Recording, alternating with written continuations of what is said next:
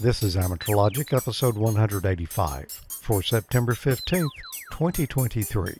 Amateur Logic is brought to you by ICOM. Keep your competitive contesting edge with ICOM. ICOM's high-power base stations cut through pileups, letting you work the bands and record those contacts. Heard it, worked it, logged it.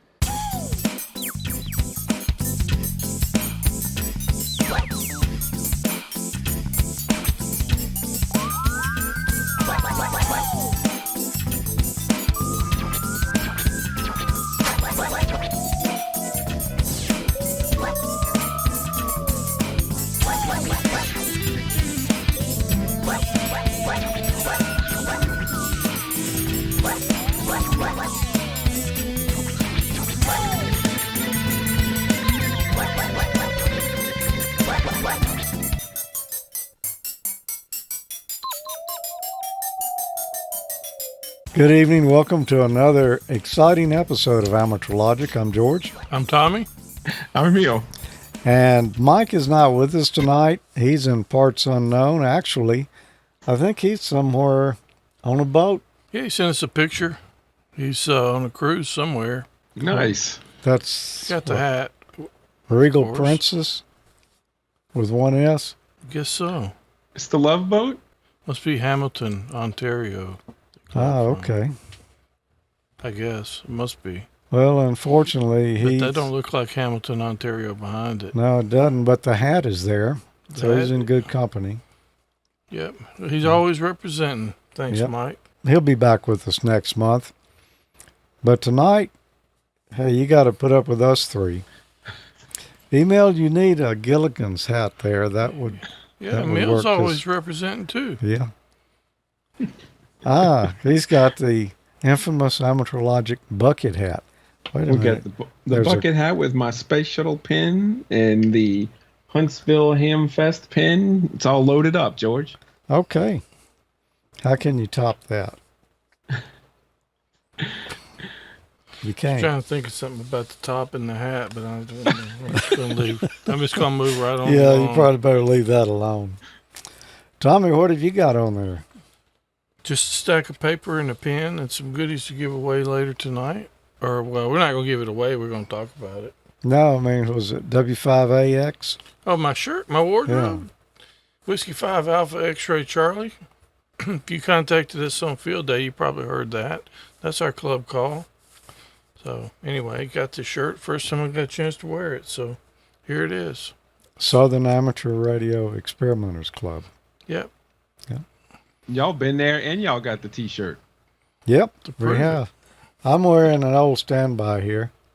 This is the W5 JDX shirt. This shirt, man, I don't know how old it is. You've had that thing a long time. You might see some various odds and ends on the table here that are not usually here. And that means we're going to be giving away some stuff next month. It's pretty cool stuff, too. Pretty cool stuff, including Tommy's radio. No, probably not going to be including that. Okay. Well, might be including one like it. Could be. Well, we'll be back to talk about that a little bit later in the show, but we got some other stuff to talk about first. Email, what's been going on down there? We finally got a slight break in the temperature here. I don't know, rain-wise, we hadn't had much of a break. It's been dry as a bone. Yeah, I think fall is trying to come through down here. There's still some 90 degrees and upper 80 degree days, but fall is trying to sneak in there. Every once in a while, we wake up to 75, and there has been many days of rain locally here, so that's always a good thing for us. Not many days here. No? No. Okay, it's coming. We got a little rain the other day. You didn't get any? I got a drizzle a couple of days. I got a little here one day, but not many days like Emil's talking about. He's just like rubbing it in. Well, we are using and taking advantage of some of that weather and getting ready for our Hamfest down here, the Ozone Amateur Radio Club's October. Let's see, I think 6th it's and 7th. 6th and 7th is the. I think I'm pretty sure that's right. Yep. If you go to w5sla.net, you'll see it. But it's coming up, and we're getting ready for it. And we've been taking advantage of all this weather, having some meetings, getting everything organized. And I got my forum presentation ready to go. And there you go. There you have it. We're about to jump right in. I'm going to do my best. I'm going to try really hard to make it down there this year. Something's That's going to good happen. to I'm hear. going to try. Tommy, what have you been up to? Besides not cutting the yard, Yeah. doing the rain dance, trying to pray for rain. Okay. I really hadn't been up to a whole lot. My ticket expired the other day, first of the month, so I took care of that. That's about all the ham stuff I've actually really done. You'll be telling us about how you do that these days. I a little will. later. Hopefully it'll help somebody out. Yeah. Cool. I've just been working, and it's been slightly cooler. I did do a project this week, now that I think about it. My little Nissan Frontier pickup truck has a radio in it with a colored display on it, not touchscreen, but just, decent size little display. Didn't have a backup camera on it, so I bought me a $35 backup camera from Amazon. Figured out the wiring harness, what pins I needed to tap on. I found it on the internet. No, not like that. Anyway, some guy had documented it and posted it on the internet in a document, and he had the Mauser part numbers of the exact connectors you needed to fit the radio. And by the way, a Nissan pickup uses a Panasonic radio. That's what's in there. And all the pin numbers, and so I ordered the parts and built me a little harness and put it in there. Works like a champ. So cool. That's what I've been doing. I might have to look in there and see where you mount that, how it looks. You tap that thing? Well, yeah, I did, more or less. Well, at least you'll be able to see while you're going backwards so you don't tap anything else. There you go. The problem is right now, the way I had to mount it, the little bracket that came with it, it's pointed up a little bit. So you can't see exactly what's on the ground behind you, a little bit further back. But boy, you can get a good view of the tops of the trees behind you. You'll get it worked out. Yeah, I got to do a little improvement on the mounting system there. Email. You don't have an email today, but you did have something you wanted to share with us, didn't you? I did. It's a post from our high-flying friend in ham, W7JET, Brian Betts.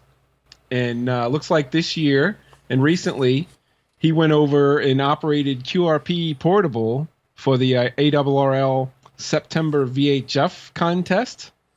And he was on 6 meters and 2 meters, 1.25, 70 centimeters, 902 meg, and 1.26 gigs.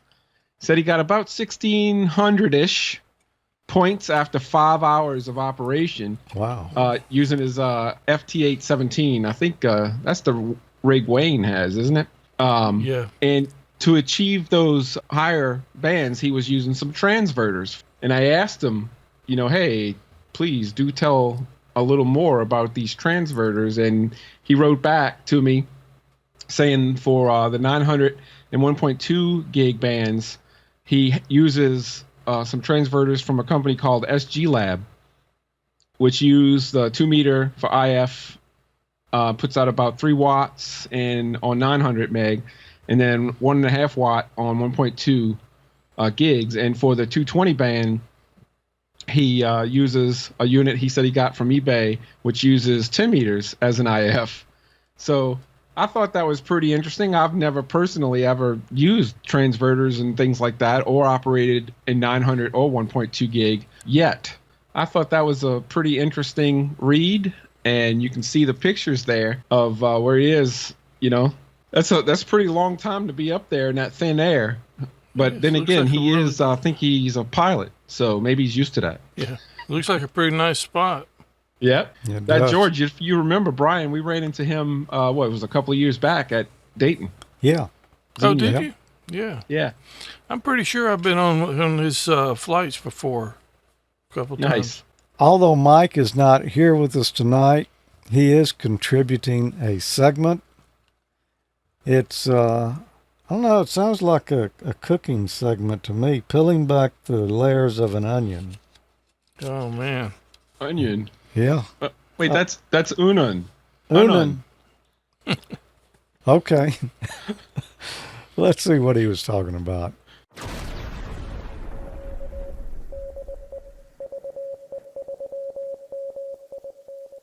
Peeling back the layers of an Unun. Common mode choke balance. A while ago, in Amateur Logic episode 103, I did a video segment that George aptly titled The Canadian Balun. It was a 4-to-1 Guanella balun for use with an off-center fed dipole antenna. That balun design inherently is designed to reduce common mode currents on the antenna feed line. However, I chose to build with type 61 or K-mix ferrite toroids. While this was a good choice for high power and 160 meter band coverage, it's really not effective for reducing common mode currents on the feed line. In this segment, I'm going to talk about the various ferrite mixes and how toroid selection is important for the balun you are constructing.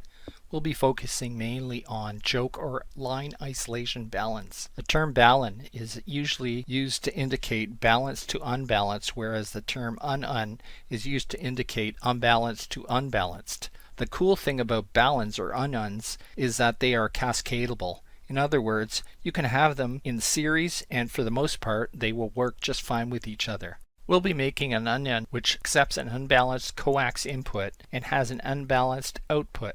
Because of each internal connection is made identically, the unun is asymmetrical and can be connected in either direction.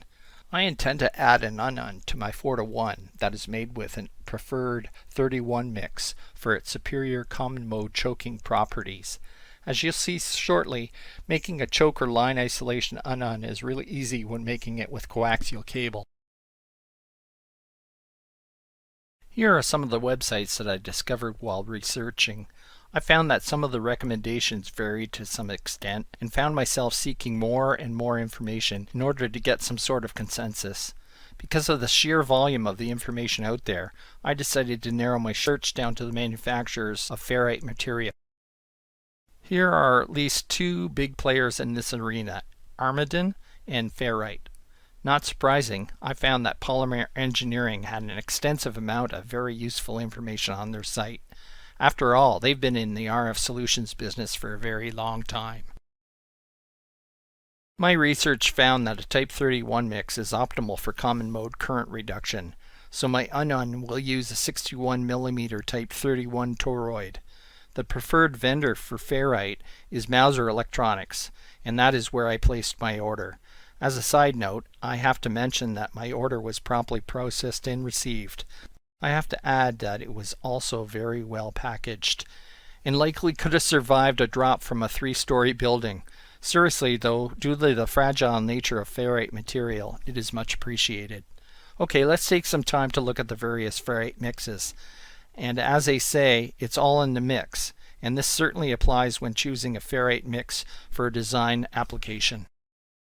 This ferrite mix selection slide gives great summary on material types.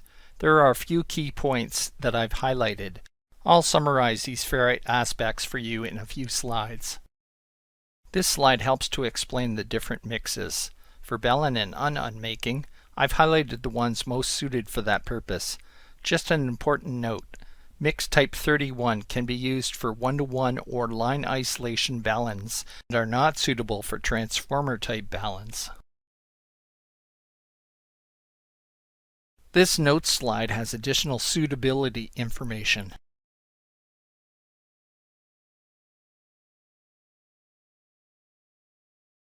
The right toroid for the right job. I've summarized all the important data into one easy-to-read chart. I wish I had made this chart sooner. Lastly, this graph illustrates a typical response curve for the frequency range and application use. Let's make an unun.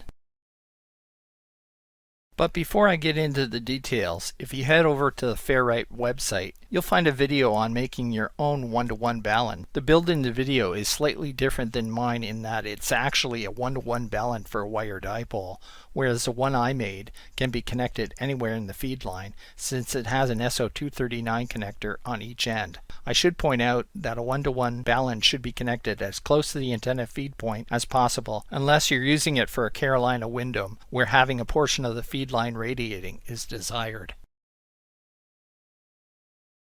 Okay, let's get building. First, I've got a 61mm Type 31 toroid from Mauser Electronics.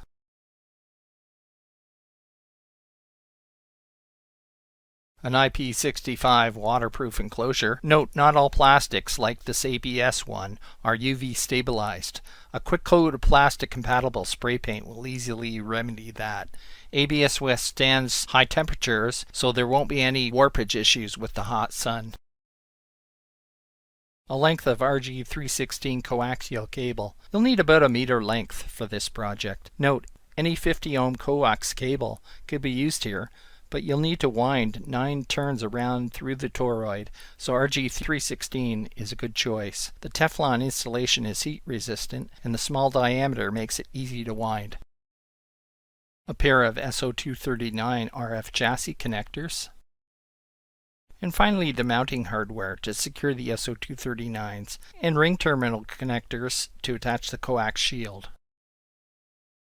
This slide has good environmental information and suggestions for protection.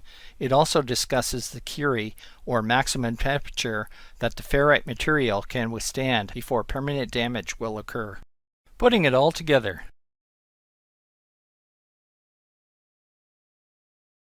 Wind the toroid as per the diagram with an appropriate length of RG316. You should have a free end of the coax extending out the opposite ends of the toroid. Both of these ends should be secured with a tie wrap, leaving enough cable on each end of the coax for connection to the SO239s. Trim as required and strip off about 3/4 of an inch and tin with solder. This will make soldering to the RF connectors easier. The next thing to do is prepare the enclosure by drilling all the necessary holes for the SO239. One center large hole with 4 smaller holes to accommodate the SO239 connector. Do this at each end of the enclosure. Next, install both SO239 chassis connectors. Now position the wound toroid in the enclosure and solder the coax ends to the SO239s. I didn't find that I needed to secure the wound toroid in the enclosure to prevent it from rattling around, but your mileage may vary. Well, that's all there is to it. I hope you enjoyed this video and find the information about the various ferrite mixes useful. 7-3 from Mike, VE3MIC. We're going to come back and you're going to answer a question that was asked some time back. And 2 months ago, and it slipped through the cracks. Yeah, you didn't really have an answer back then. I didn't. No. But I have one now. You will have one in about 2 minutes. Okay. All right. Don't go away. We'll be right back. Keep your competitive contesting edge with ICOM. ICOM's high-power base stations cut through pileups, letting you work the bands and record those contacts. Contest from the comfort of your home or remotely with the RSBA1 app. Heard it, worked it, logged it. The IC7851 gives you a new window into the RF world and is HF excellence unparalleled. With faster processors, higher input gain, higher display resolution, and a cleaner signal, it's truly the pinnacle of HF perfection. Dual receivers, digital IF filters, memory keyer, digital voice recorder, high-resolution spectrum waterfall display, enhanced PC connectivity, and SD memory card slot. The IC7610 is the SDR every ham wants. This high-performance SDR can pick out faint signals in the presence of stronger adjacent signals. The ICOM IC7610 is a direct sampling, software-defined radio that has changed the world's definition of an SDR. RF Direct Sampling System, 110 dB RMDR, independent dual receivers, and dual digicell. ICOM's IC7300 is a high-performance, innovative HF transceiver with a compact design that will far exceed your expectations. This innovative HF transceiver digitizes RF before various receiver stages, reducing the generated inherent noise in different IF stages. This is a radio that changed the way entry-level HF is designed. RF direct sampling, 15 discrete bandpass filters, large 4.3-inch color touchscreen, real-time spectrum scope, and SD memory card slot. The real HF fun starts here. For more information about ICOM's amateur offerings, visit icomamerica.com/lineup/amateur. Thanks, ICOM, for sponsoring AmateurLogic. And also, thanks for a great prize that we're going to be talking about a little bit later. Oh, yeah. And even emails microphone there, you know. Stylish. I got an email. You do have an email. We were just talking about that. It's a real email. Oh, It's not we got an email too, but I got an email. This one actually came in a couple months ago, and it slipped through the cracks. And so anyway, it's from my friend Mike, KG6TDP. Says, I have a question about the inverter on the EB3A. Talking about the little portable power device that I used at Field Day. What brand? That was Blue It's a Eddy? Blue Eddy, Yeah. EB3A. Is it noisy with an AM radio running near it? And also, is it quiet on the HF bands with the inverter running? I've seen the 300-watt pure sine wave from China. It's very noisy on radios when it's running. It's almost as bad as driving past an 18-wheeler that has their inverter running while listening to an AM radio in my vehicle. Well, the other night I ran across this email again. I'm sorry it took so long, but I actually got the thing out and powered it up, and I made a little clip checking it, and Okay. here it is. I got my AM radio here. Let's turn it on. Turn the volume up so you can hear it good. Now let's power on the device. You can see it changed it. It actually covered up some of the noise. Turn on the DC. DC came on. You can hear some noise from that. Let's turn that back off and let's turn on the inverter. It's definitely some noise from the inverter. A lot of noise. But I'm right beside it.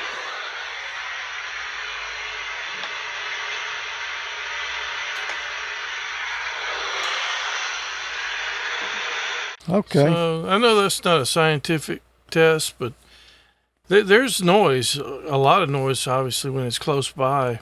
But I moved it away, as you see, and I didn't hear any Yeah. noise from it. I did scan around on the band there, too. I didn't put that in the video, so the video would be short. So- And I also turned on my HF rig.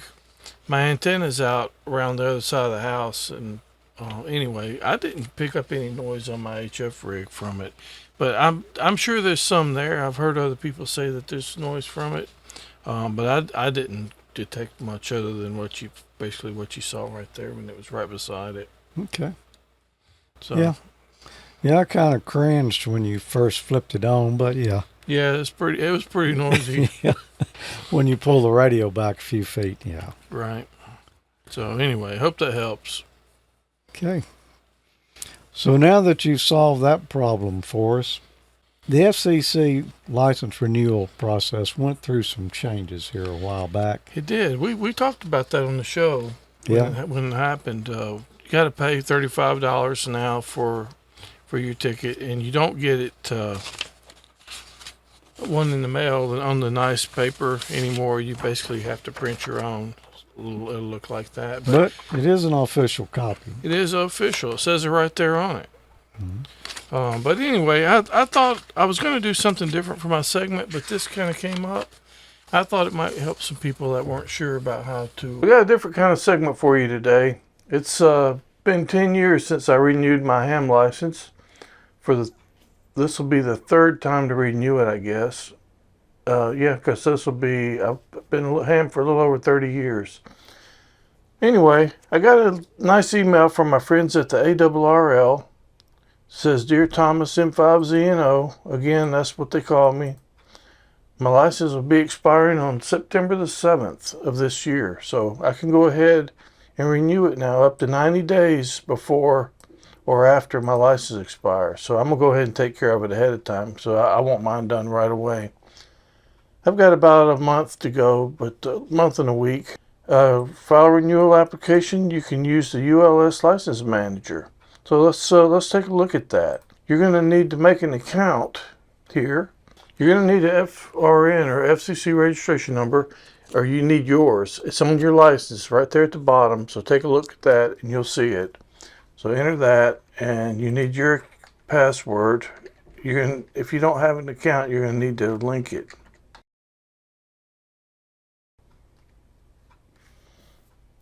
And this is going to show the licenses that I am eligible to renew or manage. I'm set up to manage my wife's also, but I'm going to click on mine in 5Z&O.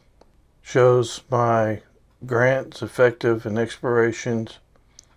Up here it says I'm eligible for renewal. But before we do that, I want to take another look at the email. It says you can use that before you renew, you need to create a course username and account. So let's just take a quick look at that. This is where you need to do that.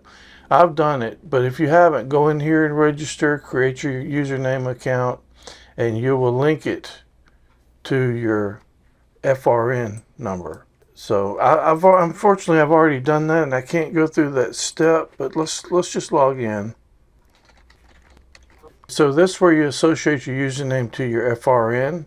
And you go in and take care of that and set all that stuff up. And then you'll be able to go back and manage your license.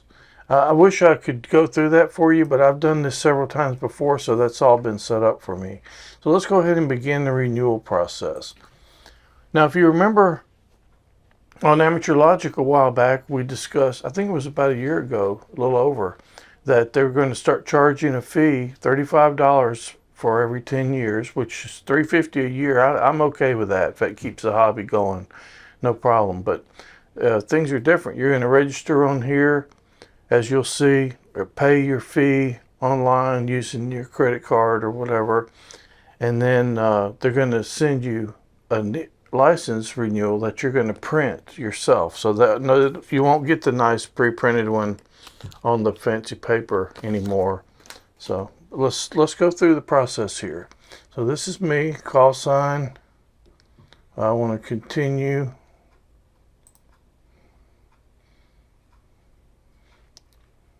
No, I'm not exempt.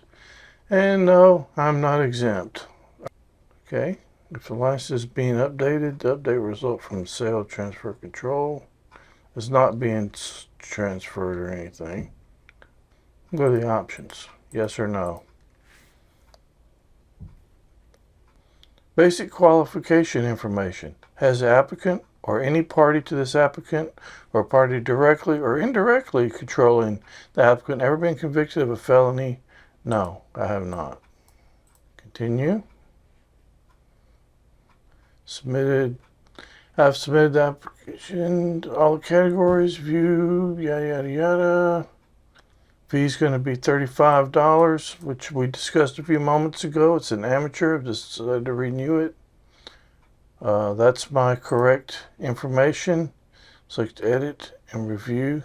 Continue to certify. Let's sign it. Party authorized to sign, Thomas Bell Martin Sr.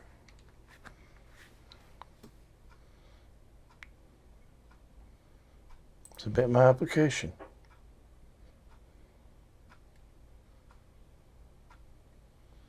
Okay, so I've got to pay $35.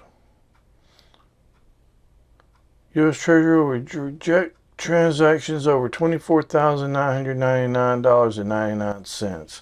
Well, I'm glad they would reject it because I reject paying that much. So let's go on, move on, continue the course for payment completion. And let's go through here. Okay, now we've got to log into the Coors account we talked about earlier. So log in with your credentials. And let's see, associate, manage, bills and fees. That looks like it might be the right place to go. View and pay ULS application fees. I think that's us. Continue, that's me. Continue to pay. Yes, that would be me also. $35. My purpose is RO, whatever that means. And it's done on July 31st. Continue. And I'm going to continue again. $35. That's me. Pay from my bank account. Pay from a credit card. Okay, this is interesting. You got plenty of options. Pay from a bank account. I'm not going to do that. I'm going to pay by credit card. So I have a little bit of protection through credit card, even though this is the government. Always need to be careful. Wire transfer or a check or money order.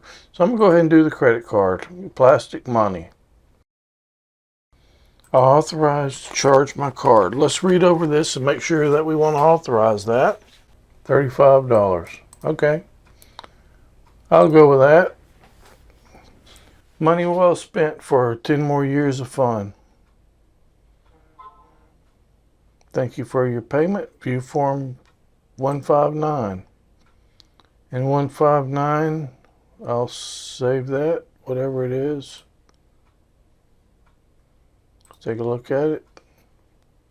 Somehow they have got my wrong address.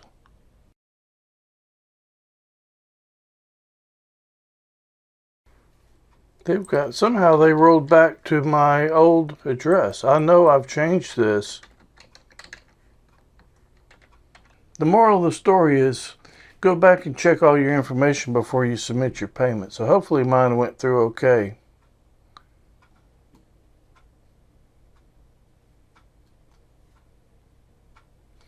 Okay, so I'll be back once I get everything from them. Okay, this is the second part of my segment on getting my license renewed. I did my last part on the Saturday. This is the following Saturday. I would have thought it would have been immediate because they don't have to print out your license, but apparently somebody must still be personally approving them. So I've got an email here. It came in actually on Tuesday, on the 1st. Yeah, Tuesday, around 3:22 a.m. So it took a good business day, and then sometime in the middle of the night, I got the email. I haven't clicked the link yet, so let's go ahead and see what happens. It says, this emails notify you of the recent grant of your application, blah, blah, blah. I'm going to click it. Access is denied. That's not good. If you can't access the authorization, if you can't access the authorization using the link, you can download the authorization from the license manager. Let's try this again. Great, perfect, good government job. Okay, let's click the license manager. And I'll log back in using my usual stuff. And let's, authorizations to download, let's download it. There it is. Okay, so I'll download that right there. I'll just leave this name for now. Let's look at it.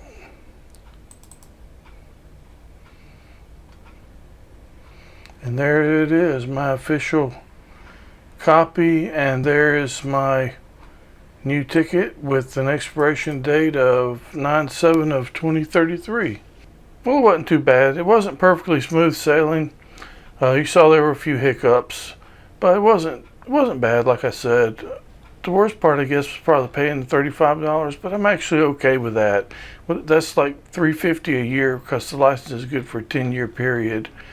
And that's a small price to pay for all the enjoyment I get out of ham radio. Anyway, hopefully this helped you. 73. There it is. Official. When you saw that access denied there, I was thinking, they must believe you lied on that felony question. Yeah, I know. It's so to say, did you say convicted or what? Yeah. Yeah. Denied. Yeah, that's the government for you. Nothing goes smooth, man. Even taking your money, you would think that they'd like make taking your money so easy. So after I submitted my application, it said go pay. You need to pay your fees. It doesn't really tell you about there. You'd think there'd be a link that says click here to pay your fee, but I went over there to the course stuff and found it easy. Well, you saw that's exactly what I did. Wow.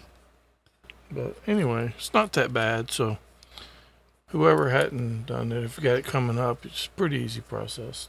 Thought maybe it'd help somebody. Not too bad. I know for a while there they wouldn't take your money. Yeah. Yeah. That's true. You know, and that address, that was where I lived in Missouri almost 16 years ago. Wow. And I'm sure that I've changed that since I've been back. But you know, it wasn't too long ago that system was down. I kind of wonder if they rolled back to an old version of the data or something. I don't know. But at any rate, before you pay your money, lesson learned, just go double check all your address on both systems, everything, make sure everything's right and current. You pays your money and you takes your chances. You know what they say? Yep. Wow. I've got what can only be described here as an email.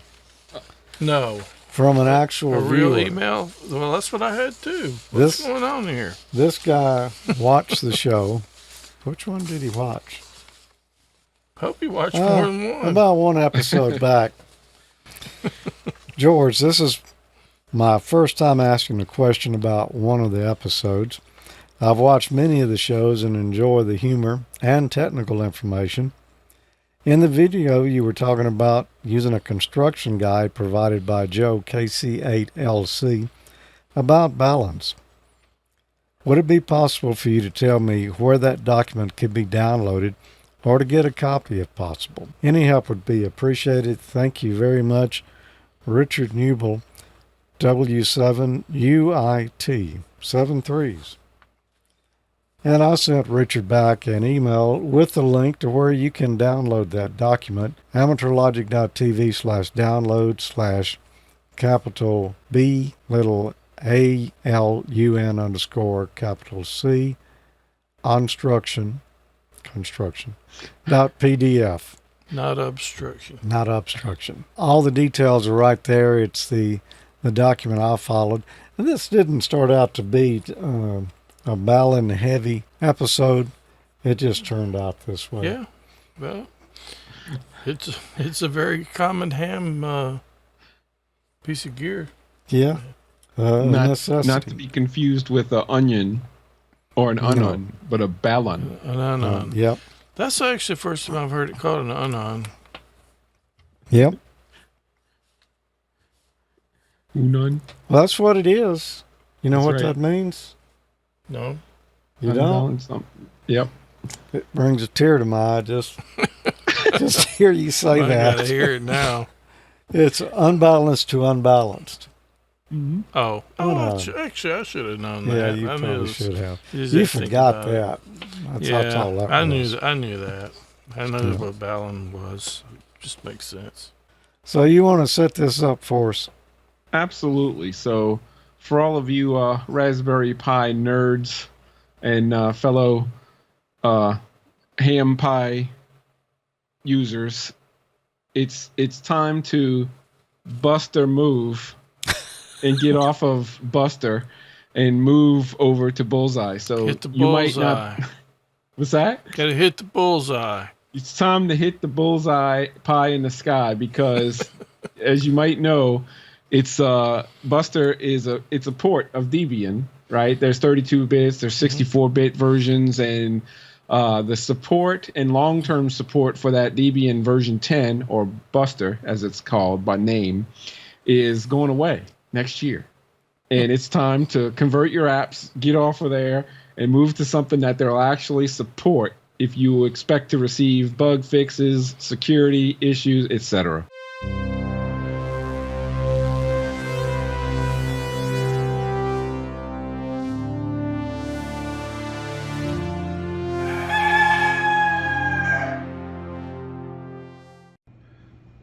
Hello, George, Tommy, Mike,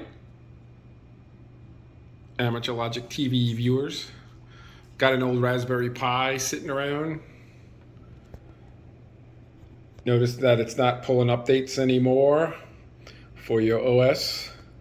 Maybe you got Buster running some old apps and jobs, or some other version that might be out of whack. Well, time to hit a different operating system and hit the bullseye, depending on what Pi you have. Step one, get yourself a new card and related adapter, depending on what you have to read it, so that you can put it in your new Pi or old Pi. Step two, download the Raspberry Pi Imager. I think the latest version, since this one is 1.7.5, which you can get from their website. Load it up in your adapter or in your computer. In this case, I don't need one. I have a slot for it.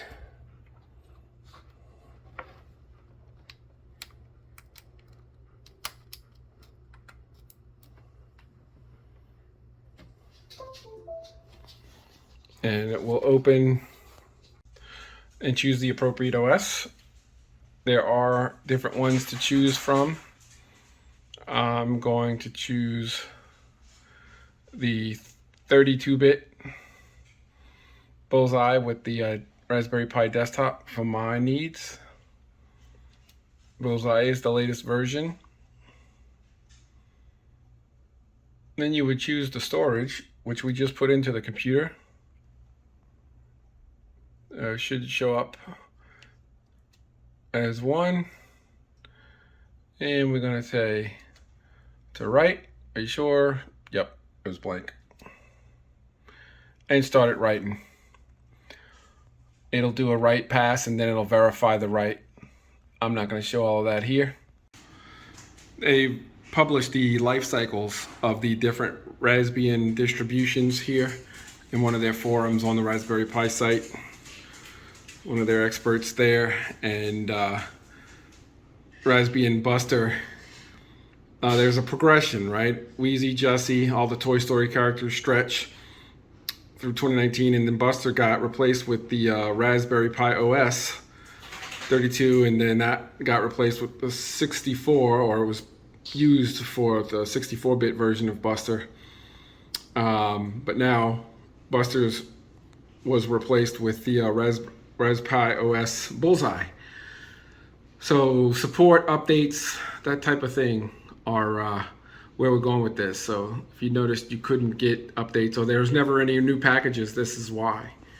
Their support for certain distributions is ending, and if you want to keep current, you need to push forward to Bullseye. When it's done, it'll open up a new browser window or a file explorer. You can close that. And now it automatically ejects it, so you can take it out of the computer. It has a little snap. Now it has the new OS on it, and we're going to put it back into the Pi. Once it's in the Pi, new card in the Pi, then we're going to boot it up, power it on.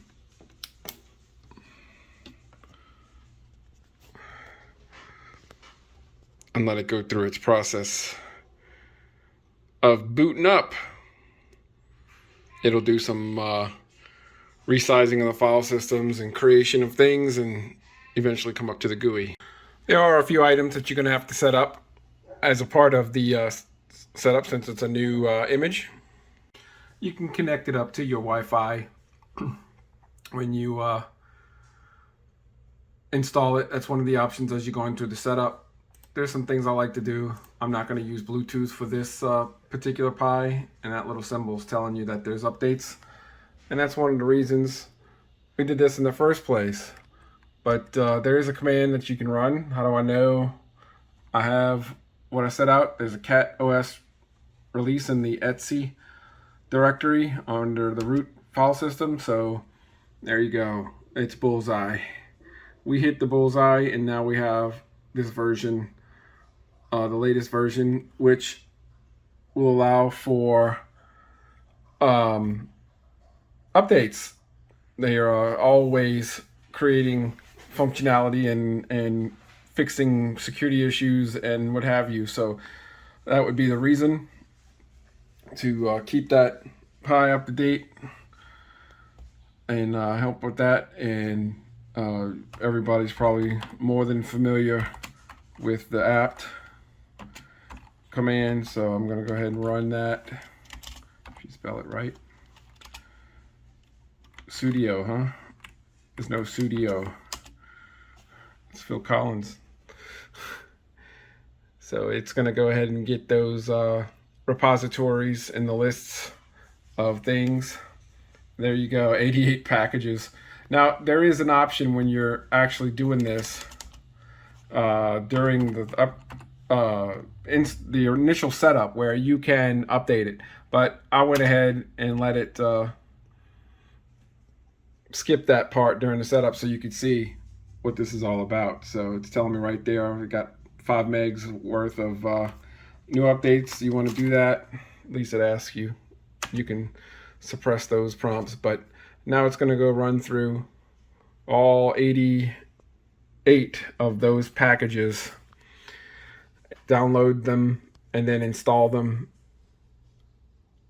and handle it. And there you go. So the reason to move to Bullseye, and it's actually Pi OS, right? This is they kind of moved away from the Raspbian term a while back, and now it's Pi OS with different code names.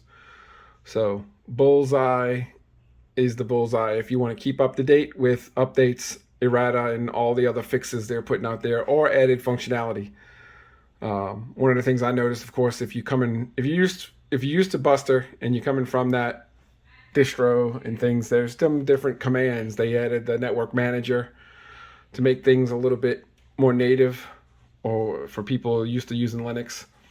And they also added some different camera suites and video drivers and things. So there's some descriptions of the different functionalities, but the real reasons that I'm doing this is because they keep the software up to date. This is what they're actively developing on. And that is why I do it. 7.3. Well, one more thing. Got to keep it cheap. It's the real reason. Raspbian and Pi OS, rather, is free. And you can do awesome things with these little Pis. Got quite a few of them over here doing all sorts of tasks for me. So 7.3.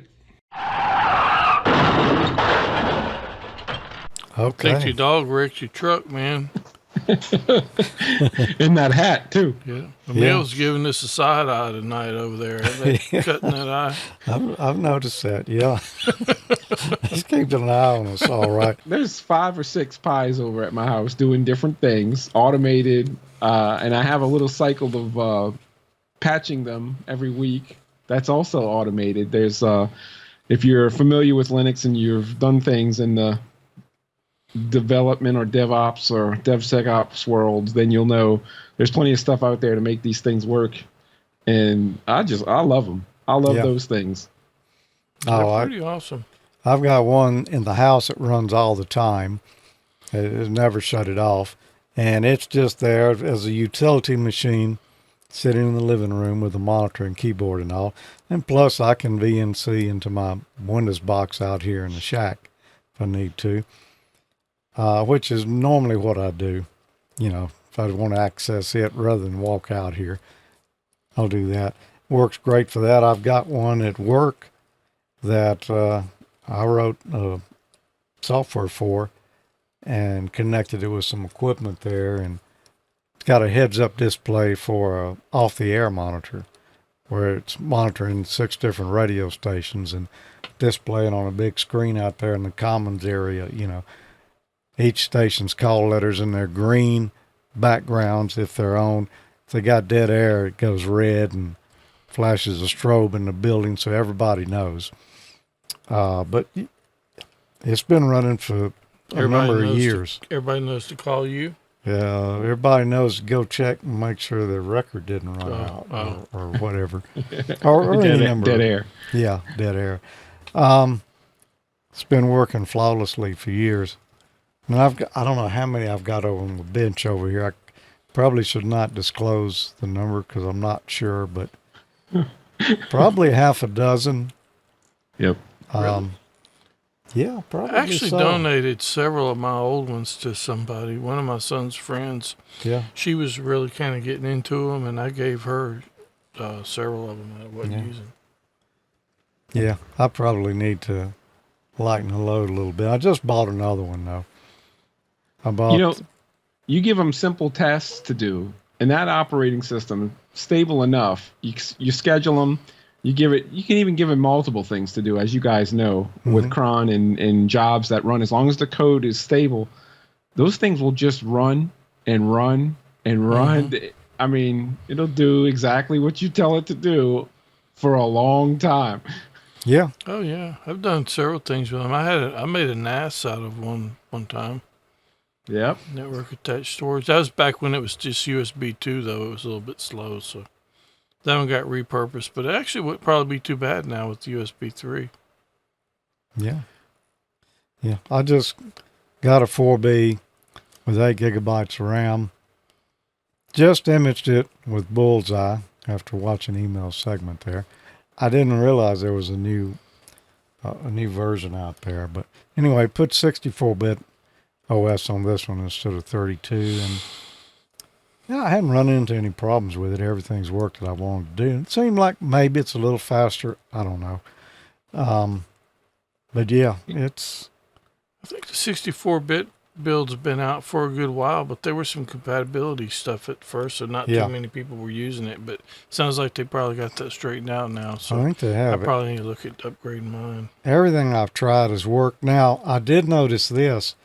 You know, where you can go to recommended software in the menu there under, what is it, accessories or system? I'm not sure. Yeah, system. But, yeah. Recommended software. If you do that on a 32-bit Raspberry Pi OS, you'll get a pretty good size list of stuff that's available. If you do it on this 64-bit one, it's not as much stuff in the list. Oh, yeah? Yeah. But stuff I wanted to do was all in the list. Let's take a quick break because we're going to come right back and we're going to talk about some stuff we're going to be giving away next month. You're not going to have to wait forever on this one. We'll tell you how you can register to win. Somebody's going to, and it won't be one of us, and it won't be Mike either. So let me just get that up front.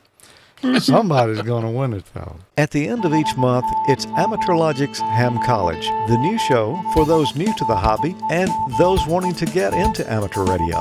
Which of the following is a purpose of the amateur radio service as stated in the FCC rules and regulations? That inductor and capacitor form a tuned circuit. That's how you tune the radio to the frequency that you want. The English language. We lived in town. I liked it. I listened to mine a lot. It was really cool because you didn't have to have a battery to power it. There's our homemade telegraph station. We can use it for long distance communications. Oh, like 3 feet here? Across the table. The answer is B.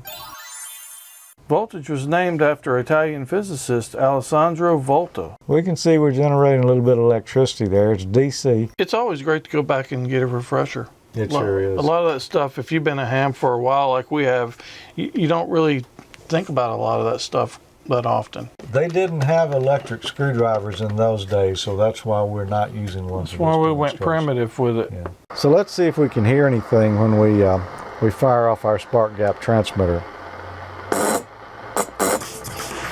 Oh yeah. Well, we didn't build anything or blow up anything today, but The night's still young. this year, next month, 2023, AmateurLogic's going to be 18 years old.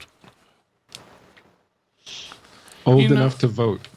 Old enough to I vote. swear it seems like, I say this every time, but it's true. It seems like it was yesterday we were over here doing that one. We met at the transmitter site, come over here that night to record the other part of it. Yep. I remember it plain as day like it was yesterday. But it's so hard to believe it's been close to 20 years. Yeah. 18 years. When you go back and watch some of those other earlier ones, it does kind of look like a bunch of kids. Yeah. Although we were not kids, No, but we did look a little younger. because we were Yeah. a lot about, younger. About 18 years younger. I seem Anyway. to remember a ponytail in there somewhere too. Yeah, I don't know how many episodes I had the ponytail, but Yeah, for a good number of while. yeah. Anyway, wow, it's time to celebrate 18 years. Hey, we're going to give somebody a great 18th birthday prize package here. For our birthday, you get the prize, the present. That doesn't seem fair, does it? But Yeah. that's the way we go. That's how we roll here. Yep, exactly. And the grand prize, well, really the only prize is going to be this stuff right here. You don't get my coffee cup.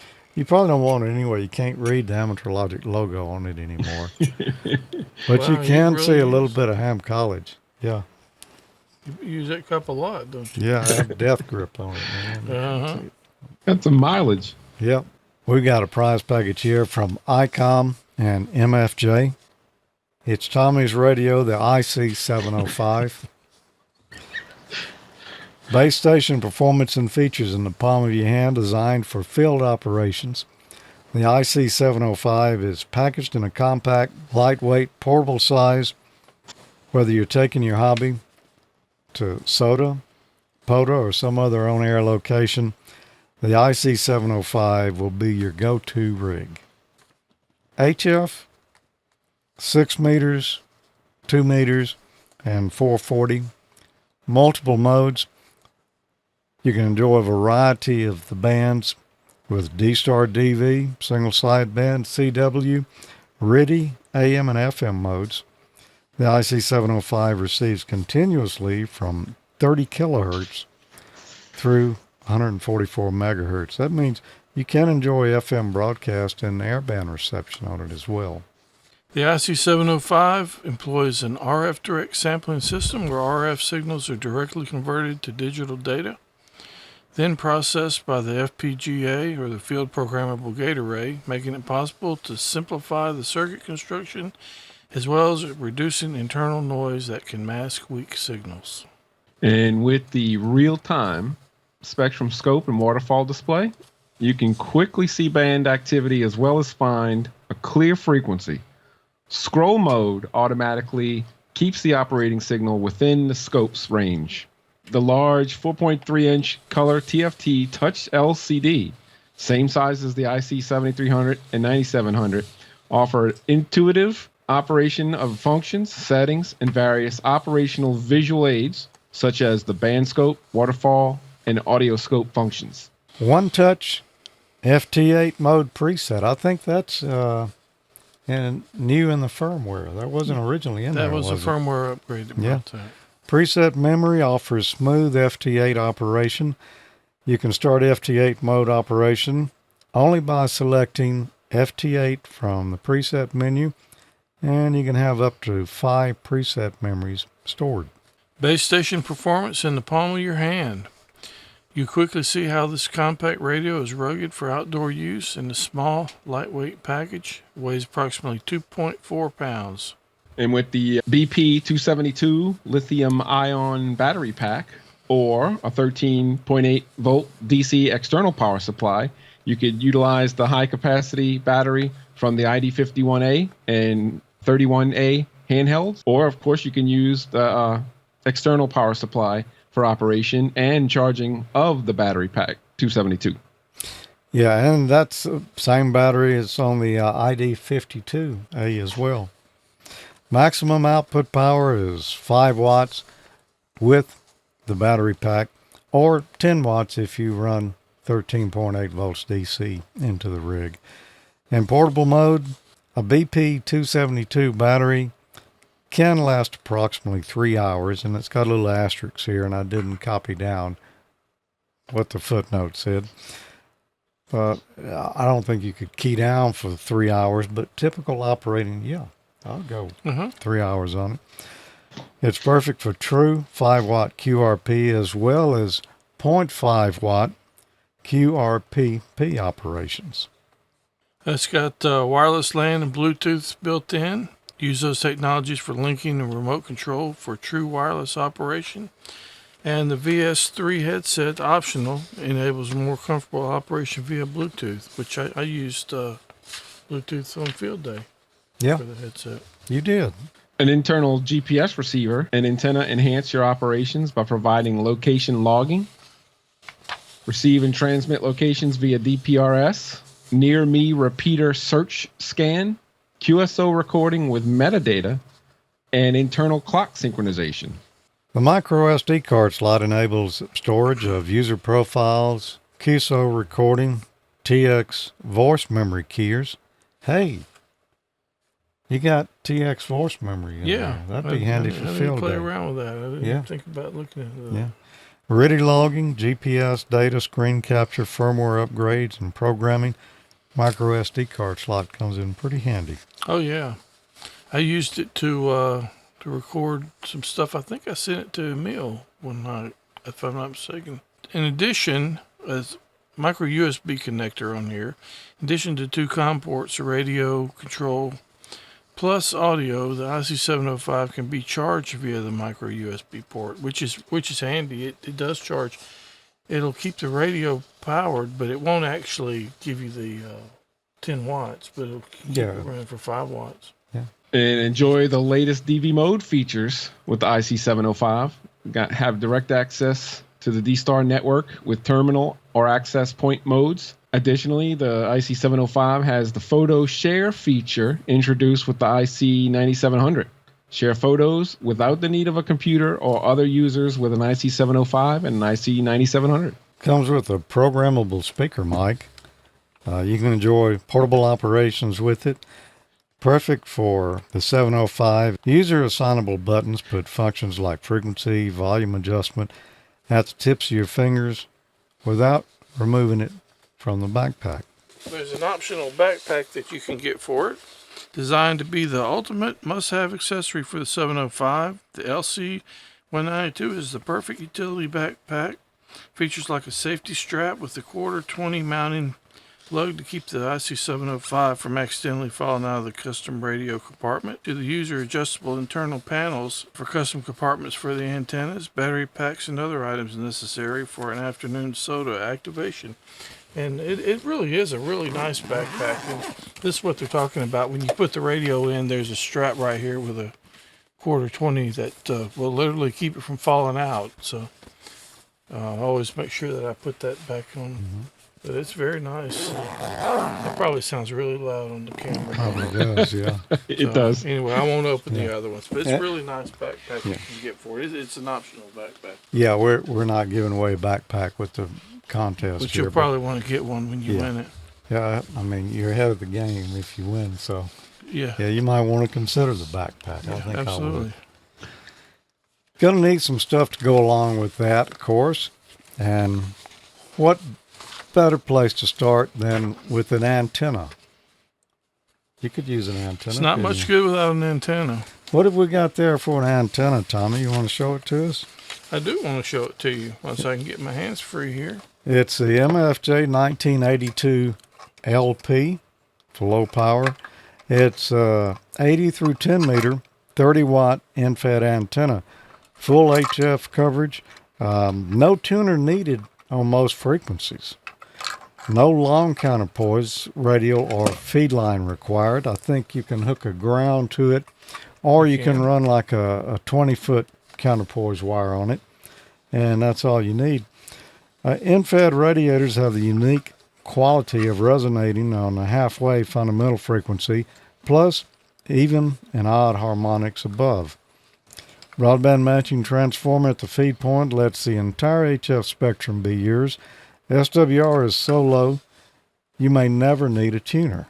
I didn't know that about in-feds. Get on the air with just one high center or end support. Installation's fast for home, road, or emergencies. And you can install it virtually anywhere in just minutes. Comes with a rugged insulated wire radiator that prevents detuning. when contacting limbs or branches. No snag in insulator that slides over branches and through foliage without hang-ups.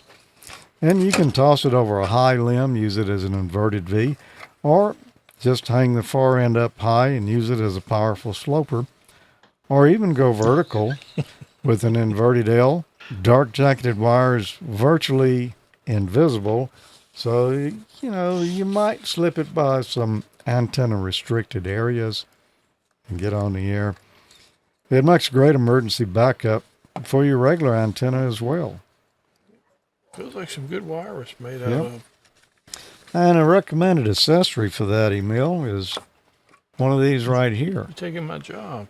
There you go, George. That's the MFJ 915 RF isolator.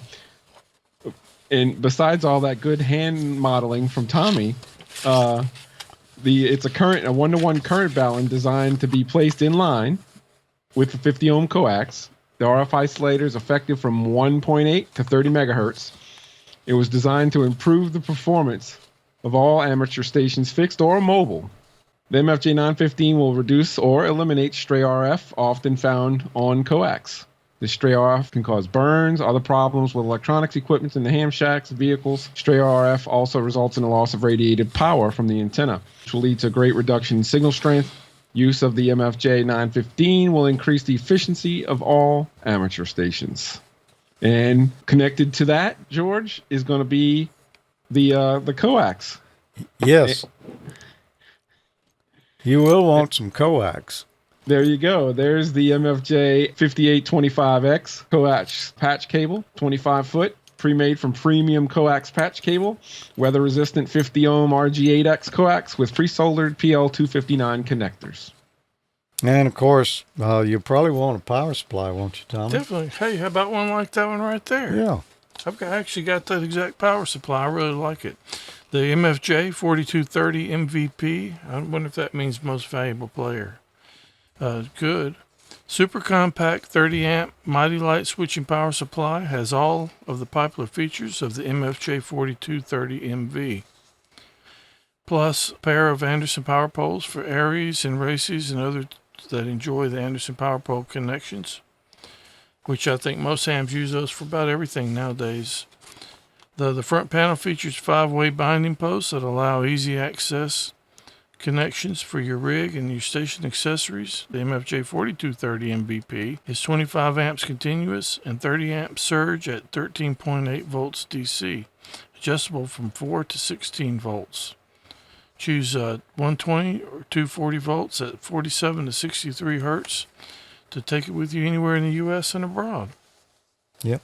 Little slide switch on the back where you select the primary voltage. Nice little power supply. Got a switch here where you can select watching the voltage or current. As Tommy said, it's a good power supply. He has one. I have a version of this as well that I always use it for any portable ops, field air, whatever, if I'm using a power supply instead of batteries. I've used it here in the shack when my Astron bit to dust and was out of commission for about a year.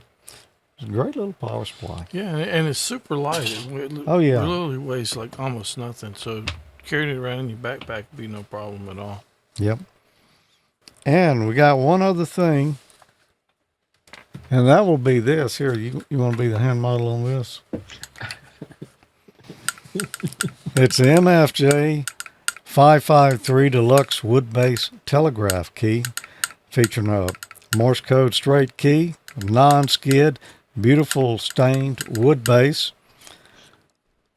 It's got a steel plate under the bottom so it doesn't slide around on the table. Kind of holds it steady so you don't move around while you're trying to send.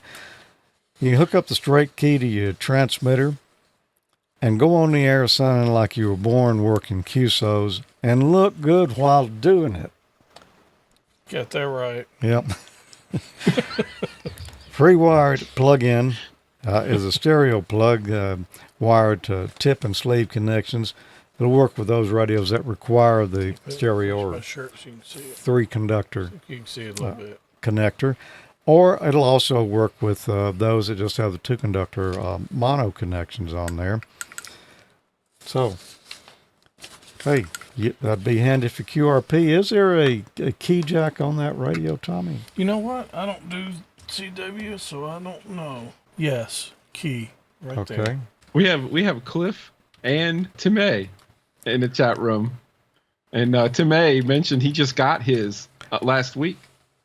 Oh wow! And he said there's so many features in the 705 that there should be just a show to cover all of that. It is. It's actually out of all the radios that I've have or had, and probably will have. It's my favorite one, honestly.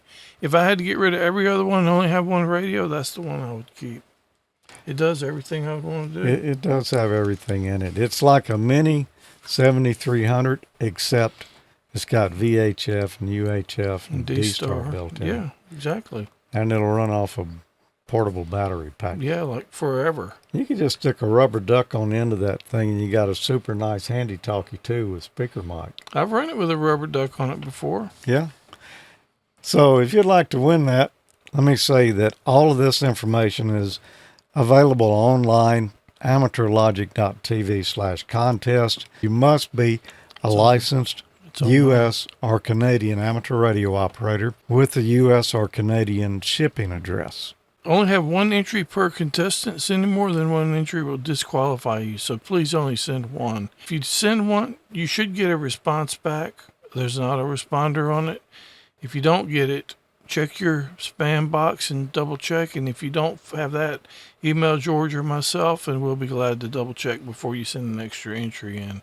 Yeah. So don't get disqualified. Ask first. As always, you can email us at our first name at AmateurLogic.TV. That doesn't mean type at our first name. That would be like Tommy at AmateurLogic or George at AmateurLogic. Set that one up and see if anybody gets any. You could even put email in there, and he would relay for you, I imagine. I think he would do He's that. a nice fellow. I bet you'd do that. The winner's responsible for any taxes incurred. We don't know that there's ever been any incurred, but if they are, should it be? they're yours. Yep. The winner agrees to the use of his or her call sign name in promotional and news items related to the contest. Contestants must not be an employee or affiliate of AmateurLogic, ICOM, or MFJ Enterprises. And how you enter, well, it's real simple. You send an email to contest2023 at AmateurLogic.TV and only put your call sign in the subject line. Only your call sign. If you put anything else in the subject line, your entry is not going to be chosen because these are being sorted by call sign. Down in the body of the email message, we want you to include your name, call sign, class of license, and address in the email message. Now, we don't harvest these. We're just going to draw a winner randomly at the close of the contest here, and then we'll dispose of all the entries. So you won't be getting spam or anything from entering this contest. Submissions must be made between Friday, September 15th, and Monday, October the 16th of 2023. That means right now, while we're shooting this episode, you could be entering. Get on it. The way we're going to select a winner is by a random number. We're going to take the number of entries received, generate a random number. That's who wins it. And it's going to be announced on the October 20th episode of Amateur Logic. We're going to be a week later next month. We want to give you a full month to enter and let as many people as would like register for this contest. So October the 20th is when we'll be doing the drawing and announce the winner live on Amateur Logic. If it's determined that the winner doesn't meet the qualification requirements, then we'll choose another winner using the same method. All the contest rules and information will be posted at AmateurLogic.TV/contest.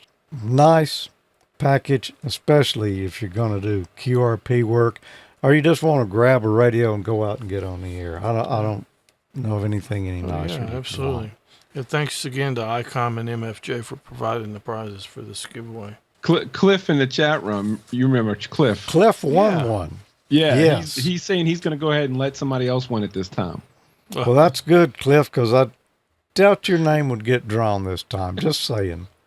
Yeah, if you've won one of our anniversary contests before, you probably won't win this one. But one of our viewers is. And, go ahead and register now. We'll be posting around on the social media sites, information about the contest so that other people can register as well. But tell your buddies, yes, it will reduce your odds of winning, but tell your buddies anyway. Tommy, any final thoughts before we get out of here for tonight? No, it's been a fun show, Balun-packed episode, and don't forget to go. I get it. Yeah. Don't forget to go put your entry in for the contest. So I'm looking forward to seeing who's going to win. Yep. And maybe this coming Tuesday night. It's typically the Tuesday after the show. We'll talk to Tom. I haven't heard from him either, but that's the regularly scheduled time. So let's assume that it's there. I had to bow out of that one. They were asking me and Mike to do the net control for this one. And my Aries nets, we're still in hurricane season. It's right at the same time as all of our Aries nets, which we take pretty darn serious right now. So, and I think Mike, I don't know if he's going to be back or not. Yeah. So, anyway, we let him know. I don't know when he's going. I don't know either. I think will probably still be to see. If you want to know what's going on throughout the month in between shows or whatever, or know when maybe the next show is coming up, or information about a contest that might be going on, or just some general good BS that is shared among the crew here and the people who watch the show. You mean Bullseye? Bullseye, yes, exactly. That's what I meant. You can find that at facebook.com/group/AmateurLogic.TV. You can follow us at AmateurLogic on Twitter. Or you can subscribe to our Groups.io group. That's groups.io/g/AmateurLogic. You can do that. And if you need show notes, and who wouldn't? Everybody loves show notes. At least I hope they do, because I put them out there every month. Yep. Every 2 weeks, actually. AmateurLogic show notes wiki is at AmateurLogic.TV/wiki. Yep. Yeah, he's the man, Emil. Yep. And with that, I don't know. I'm just going to tell you, go enter this contest if you're a licensed U.S. or Canadian amateur. Don't have to be any particular class. You could be anywhere from technician, general, advanced, or an extra. And what's the right response at the end of the contact for the contest? 7-3, good luck at the contest. There you go. Where do we get those snazzy shirts there, Tommy? Anywhere? Yeah, you can get them somewhere. I don't know where George got the shirt. I don't know where he got it from. Where did you get this? Dayton, Ohio? Yes, I think I did get it from Dayton, Ohio, but it looks like a Canadian shirt to me. Oh, does it? Yeah. Oh, this is from the VE3 MIC factory? Yep. Okay. Oh, nice. Got it. Custom. Nice. Cool. Import.